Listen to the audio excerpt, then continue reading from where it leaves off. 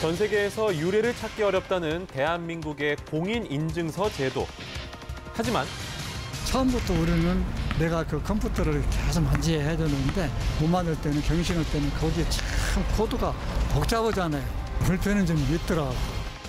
발급부터 관리까지 까다롭고 복잡한 절차를 1년에 한 비롯해 번씩 꼭 갱신을 해야 되는 것도 불편했고요. 그다음에 컴퓨터나 핸드폰에 저장을 하면 계속 호환되게 바꿔줘야 하는 게 매년 사용 기간을 직접 연장해야 하는 번거로움. 그리고 은행 거래를 하려고 하는데 그때 조금 뭐 다시 설치하거나 다시 뭔가 좀 작업을 해야 되는 좀 번거로움이 있어서 각종 보안 프로그램을 일일이 설치해야 하는 것도 문제였습니다. 이렇듯 불편함을 감수하면서 사용해야 했던 공인인증서. 마침내 지난 20일 국회 본회의에서 전자서명법 전부 개정안이 통과되면서 공인인증서는 역사 속으로 사라지게 됐습니다.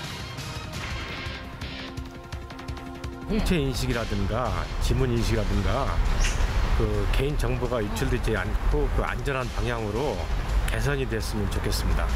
앞으로 공인인증서가 폐지되면 금융거래나 공공서류가 필요할 때 본인 인증은 어떻게 할 수 있을까요? 보안엔 문제가 없을까요? 지금 바로 알아보겠습니다. 네, 대출이나 이체나 온라인 금융거래할 때 또 연말정산 관련해서 공인인증서 사용을 해야 될 때 참 분통을 터뜨렸던 경험 한 번쯤 있으실 것 같습니다. 이 공인인증서가 폐지된다는 소식 들으셨을 텐데 우리 생활에 과연 어떤 변화를 가져올지 알아보겠습니다. 고려대 정보보호대학원 김승주 교수 그리고 이인철 참 좋은 경제연구소장 나오셨습니다. 안녕하세요. 네, 안녕하십니까. 교수님, 지난주에 이제 공인인증서 폐지한다는 전자서명법 개정안이 이제 통과가 됐잖아요. 네. 그럼 뭐가 달라지는 겁니까?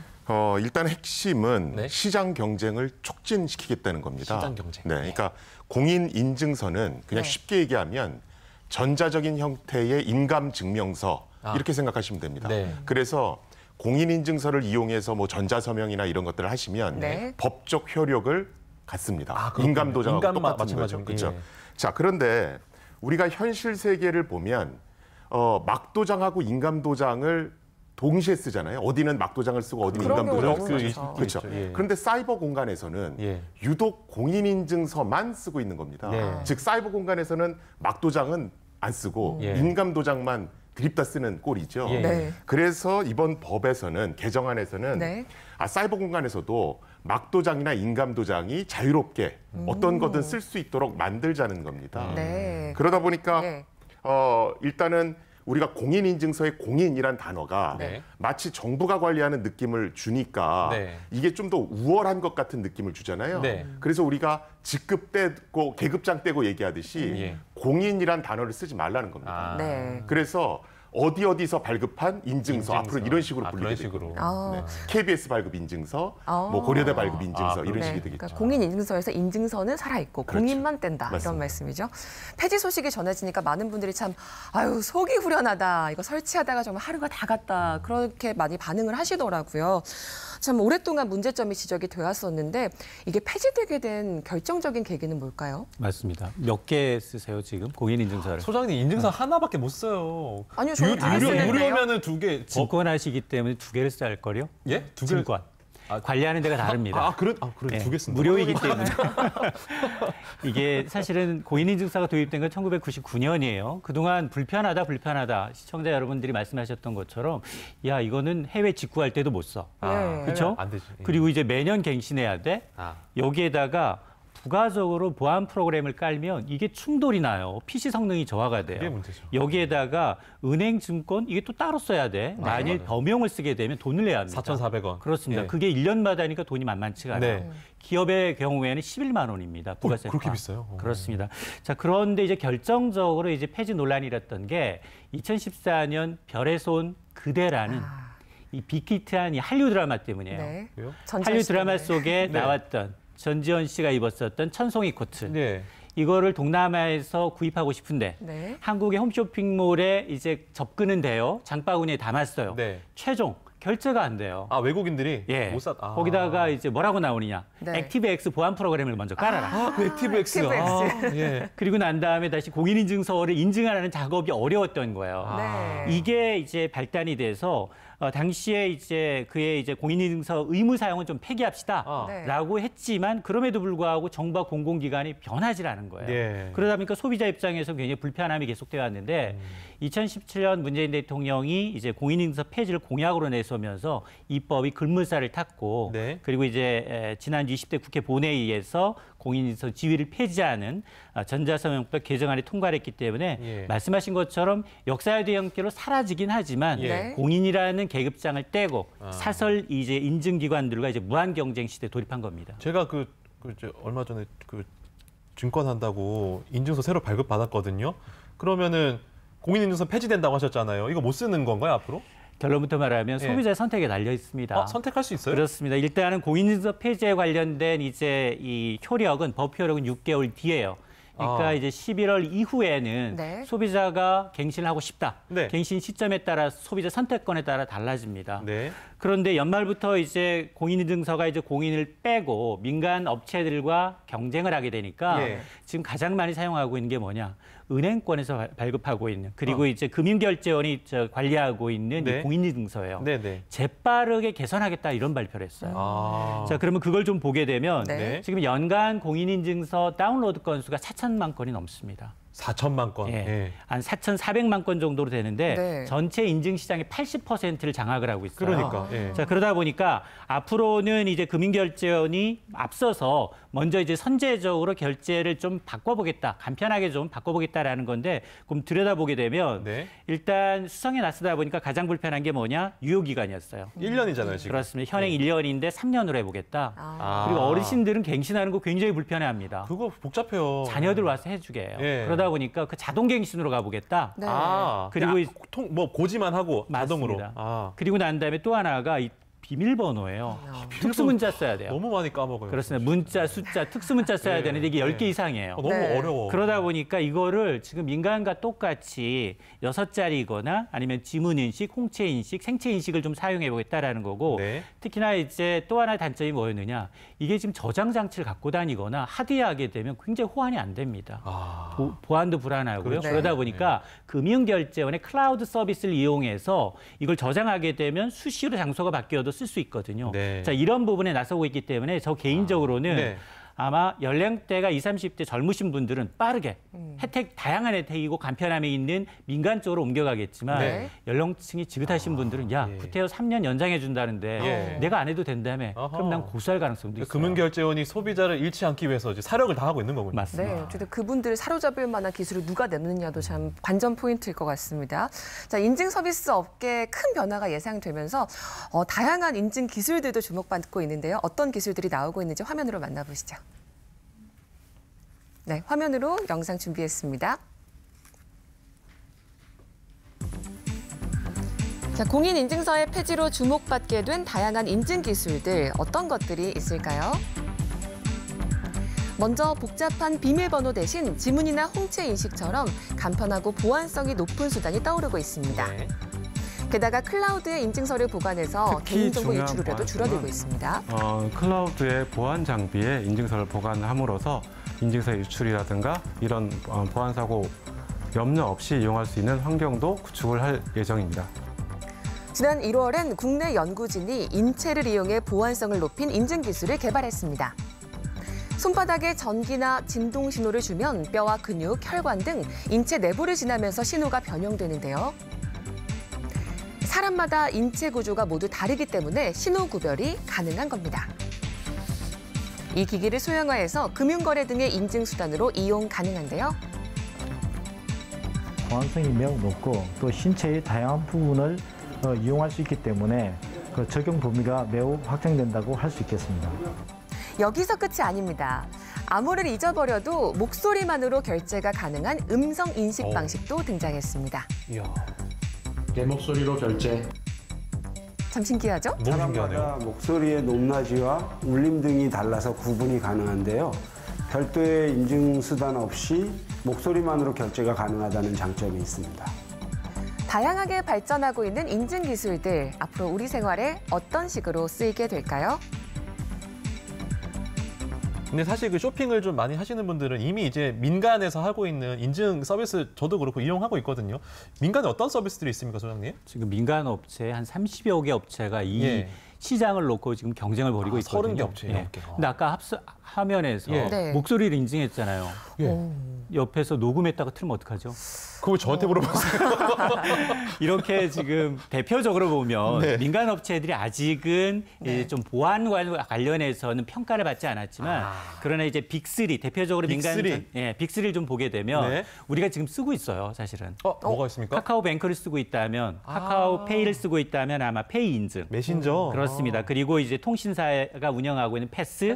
그리고 이제 은행권이 이제 협업하고 있는 뱅크사인과 같은 게 있는데 우선 카카오의 경우에는 워낙에 탄탄한 고객들이 있기 때문에 카카오페이 인증의 경우에는 2017년 6월부터 이제 시범 서비스가 시작이 됐는데 만 3년도 안 돼서 1,000만 명 이상의 어떤 이용자 수를 돌파했고요. 여기는 사실은 공인인증서는 다운로드를 받아야 하잖아요.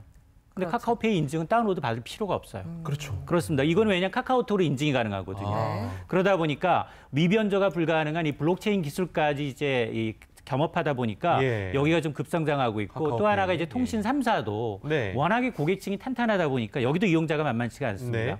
여기도 지금 6자리 핀 번호 아니면은 지문 인증 방식으로 전자서명이 가능합니다. 자, 그러다 보니까 유효 기간도 3년으로 꽤 길고요.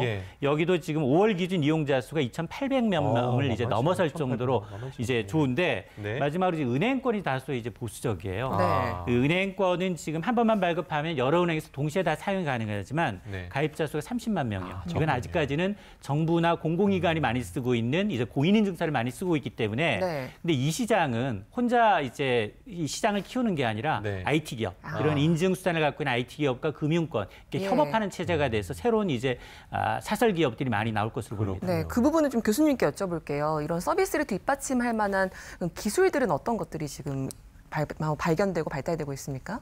아까 이제 화면에서 보신 것들이 요새 이제 많이 얘기가 나오고 있죠. 뭐 생체 인식이다, 뭐 블록체인을 이용한 무슨 기술이다, 뭐 계속 나오고 있는데 사실은 그 어떤 것도 정해진 건 없습니다.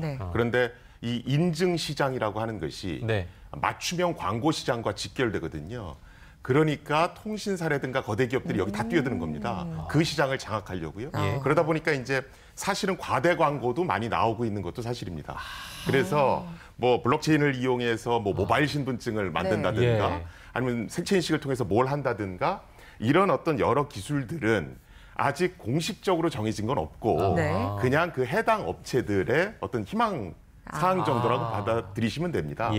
단 지금 사실은 많은 언론 중에서 조금 잘못 얘기하고 있는 것들이 있습니다. 그게 뭐냐면 생체 인식 기술이 공인인증서를 대체했습니다. 뭐 이런 거죠. 아까 카카오뱅크 얘기가 잠깐 나왔지만 카카오뱅크 나왔을 때 생체 인식 기술이 공인인증서를 대체했다. 이런 표현이 굉장히 많이 나왔거든요. 잘못된 건가요? 이건 사실은 오보입니다. 그래요? 뭐냐면 생체 인식 기술을 결합해서 공인인증서를 쓰기 편하게 만든 겁니다. 쓰기 편하게. 그래서 우리가 공인인증서를 쓸 때 비밀번호 길게 입력을 해야 되잖아요. 그 비밀번호 입력하는 걸 지문인식으로 바꾼 겁니다. 그래서 내가 지문인식을 하지만 속에서는 내가 모르게 공인인증서 비스무리하는 게 자동으로 돌아가는 거죠. 암호화되긴 하고 있는 거군요. 그래서 앞으로는 어떤 게 뭐를 대체한다라기보다는 기존의 뭐 생체인식이라든가 여러 기술을 활용해서 공인인증서 같은 기술을 쉽게 편리하게 쓰는 그런 어떤 솔루션들이 치열하게 나오지 않을까 뭐 그런 생각을 하고 있습니다. 뭐 시작 단계란 그런 말씀이신 것 같네요.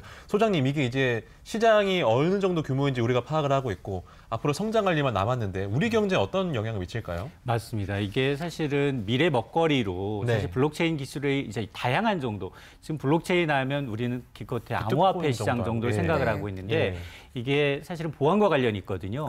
이게 금융거래고 쇼핑이라는 건 돈이 들어갑니다. 그렇게 되면 이 보안이 가장 중요한데 21년 동안이나 공인인증서가 그나마 이 시장을 장악할 수 있었던 건 해킹을 당했다라는 게 없어요. 자체적인 해킹. 보안은 확실했군요. 기술에 대한 해킹이 아니라 이 지갑을 관리 잘못하거나 스마트폰을 관리를 잘못하거나 이런 부분에 대한 이제 실수로 인한 해킹은 있었지만 실질적으로 이렇게 되면 그동안의 민간 인증서가 굉장히 복잡한 절차와 이제 어떤 발급 절차가 있었다면 민간이 이 부분에 대해서 파고 들어오는 거기 네. 때문에 앞으로 다양한 이제 보안 인증 방식, 개인의 인증 방식이 나타날 수 있는데 앞서 교수님이 말씀해 주셨습니다만 뭐 생체 정보 인증이라든가 네. 그리고 이제 DID라고 해서 분산형 네. 디지털 아이디.